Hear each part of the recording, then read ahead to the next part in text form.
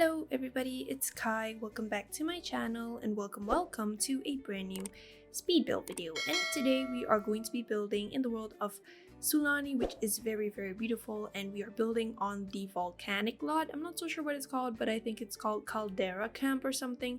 I'm reading it on the top left corner. But anyways, we are building an off-the-grid home, and I thought that I would try something new to this channel and build an off-grid home, although it ends up being like maybe not so off-grid because I did use some toilet elements, and I included the toilet inside the house. So this is actually a family home, and it consists of 2 bedrooms which each of them have their own bathroom, and it was very a fun build for me, and I really like how it turned out, and I really hope you guys will like it too. But anyways, you can see that we are working on the structure over here, and I decided to try something new with the structure. I referred to Pinterest, of course.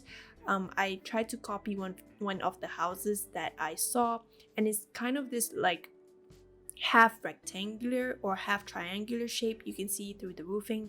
I tried to copy it, but I think I like the way it turned out, although the house that I copied is like more towards like modern architecture, I guess.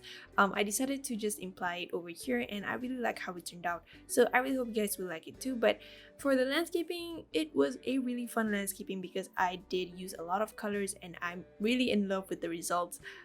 If you don't want to watch it, I guess you can skip it, but I will be posting screenshots at the end of the video, so if you want to just go ahead and skip to that part as well, you can do so. But I really hope you guys will like this one because I definitely enjoyed furnishing it. And the color scheme, basically I just wanted to like make it look very natural in terms of the wood tones and stuff like that, and so I just used some basic wood tone wallpapers that came with the Island Living pack. And the number of packs that I use, I think it's like 2 or 3 packs, but it's like bits of furniture from here and there.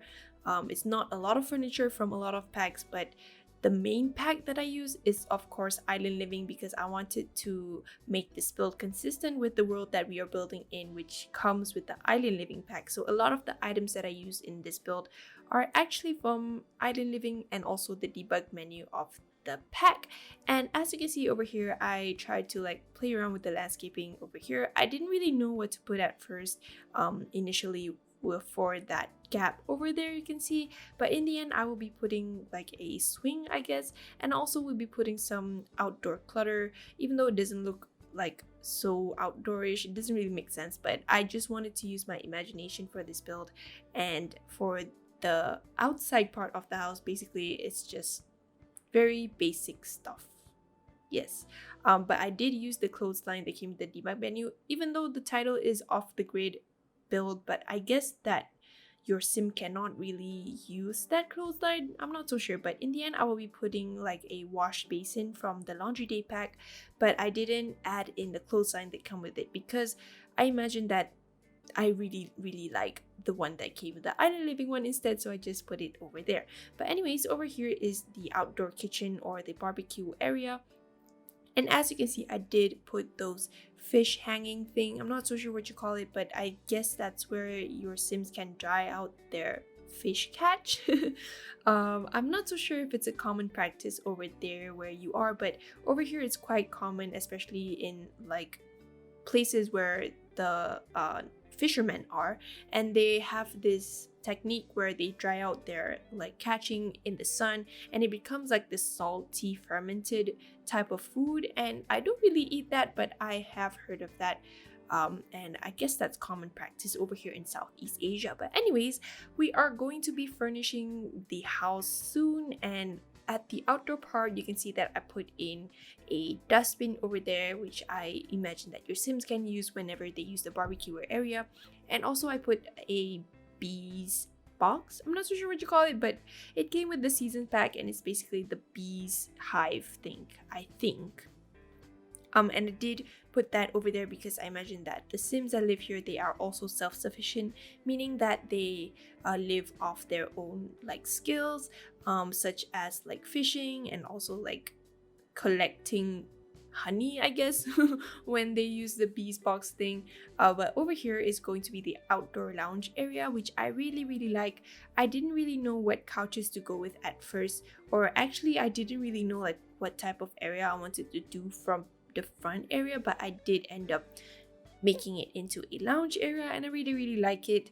And yeah, basically for the items that I use, I mentioned that also they are quite bohemian, so I ended up using a lot of plants from the I'm not so sure what you call it. I think it's paranormal stuff pack, which is the really cool one with the hocus pocus and also like fortune telling and stuff like that. But I did use a lot of plants from that because I think a lot of the furniture that came with that pack also is like bohemian, so I just tried to like mix and match things around, combining different packs together and see what fits best. But anyways, over here is the kind of this outdoor but indoor type of living room, because I use the windows that came with the Alley Living pack, which are not windows. I guess they are like windowless windows is what you call it, but I really like the look of it, and so I decided to use it. And I imagine that this is just an open air thing that your Sims can lounge around in, and also put in those curtains that I've never used before. To be honest, I don't really like it, but I decided to use it in here because I decided to use things that are not really my type of style. But anyways, over here in the middle of the house is going to be the dining room area, and the dining room area is basically the connector of the house. Basically towards the left part of the house is going to be the stairs that leads to the upstairs master bedroom, and also there is that room that leads to the kids bedroom. And the number of Sims, by the way, I forgot to mention, but anyways, the number of Sims in this household you can fit are a total of 3 Sims, because there are only 2 bedrooms, and also there is only 1 master bedroom and a single bedroom downstairs, so you can totally fit up to 2 or 3 Sims if you want to. I didn't include any like pet related items in here because I just imagined that it would be a family home. And over here is going to be the kitchen, which is basically nothing inside of it because it is an off-the-grid home and there are no like electricals or plumbing. I did, however, put in the ceiling lamps that came with the base game. I'm not so sure if it is going to work, but I just used that just in case like I cannot really see what I'm working on. But you can see that I also put that debug fishes over there, which I imagine that your Sim just like they caught it really freshly, and so they just want to prep it for cooking. But anyways, over here is the single bedroom, and I didn't imagine like is it for a female or male Sim, but it is a kid's bedroom and it's very simple as well. There is not much in here. I did add in some towels or organizing things that came with the DHD pack, and also that tray that I always use, and I really love that tray that came with the Eco Lifestyle pack. But over here is going to be the bathroom of the single bedroom, and it's pretty simple. I just added in that DIY bathtub that came with Strangerville, and also that DIY toilet that came with the base game, which is very antique looking.